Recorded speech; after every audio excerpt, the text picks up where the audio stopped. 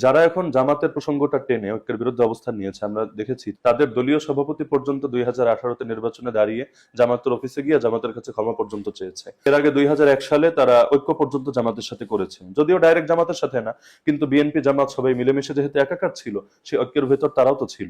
এখন তো আমরা ঐক্য নিয়ে কোনো কথা বলছি না, আমরা আসন সমঝোতার কথা বলছি। আসন সমঝোতা মানে কি? এই আসনে আমি দাঁড়ালাম, তো আরেকটা ইসলামী দল প্রার্থী দিবে না, আরেক আসনে আপনি দাঁড়ালেন, সেখানে অন্য ইসলামী দল প্রার্থী দিবে না। তো এভাবে যদি আসলে একটা আসন সমঝোতার ভিত্তিতে ঐক্য হয়, এখানে আমার আকীদার দায় আপনার উপর কেন যাবে, আপনার আকীদার দায় আমার উপর কেন আসবে? জামাতের সাথে আমাদের মতভিন্নতা ছিল, এখনো আছে, কোনো সন্দেহ নাই। এটা জামাতও স্বীকার করবে, আমরাও স্বীকার করব। তাদের দৃষ্টিতে তাদের অবস্থানটাই সঠিক, আমাদের দৃষ্টিতে আমাদের অবস্থান সঠিক।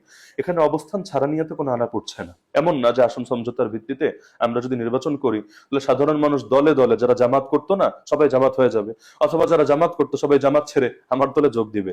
এমন কোনো সম্ভাবনা নেই।